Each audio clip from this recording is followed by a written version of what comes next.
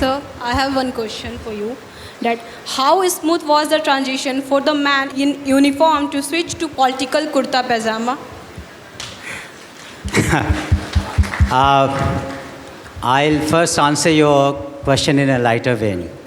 जो सबसे बड़ा फ़र्क मुझे नज़र आया, मैं फ़र्क की बात बता रहा हूँ कि हमें लगा जब मैं इसमें आया, माननीय मुख्यमंत्री जी ने हमें मौका दिया कि एक पुलिस वाला कम बोलता ज़्यादा काम करता है और एक नेता ज़्यादा बोलता कम काम करता है। ये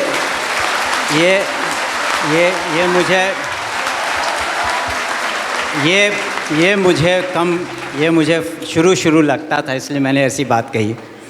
लेकिन over a period of time I realise that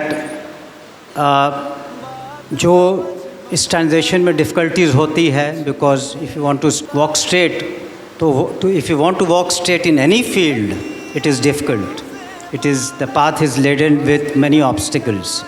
लेकिन it also gives you an opportunity to serve on a very huge canvas. जो canvas is so big, मैं एक IPS ऑफिसर के तौर पर सोच सकता था कि इस बिहार की लॉ एंड ऑर्डर कैसे ठीक रहे। I was ADG intelligence, I was ADG headquarters, DG rank में मैं था। लेकिन यहाँ पर उस वक्त भी सर्विस की भावना आती है। Another common, the most common thing is between the two is the element of service. आपको सेवा भावना आप एज एन IPS ऑफिसर इसमें भी करते हैं, बहुत अच्छी बात है। और the canvas is very big.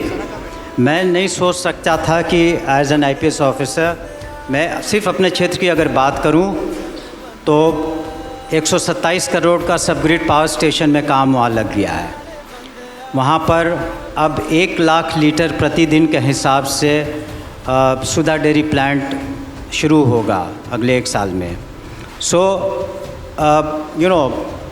you are touching more lives and livelihoods. So this is a big opportunity. You are touching very big. As a IPS officer also, you are touching lives in terms of giving relief. But here you are also building lives. You are touching lives, building livelihoods. So that opportunity is there in politics. And मैं तो दोनों field में कहूँगा, खास करके महिलाओं को, you should think in terms of being a police officer and IPS officer. You also think in terms of politics. We need good people. Thank you. Thank you so much, sir.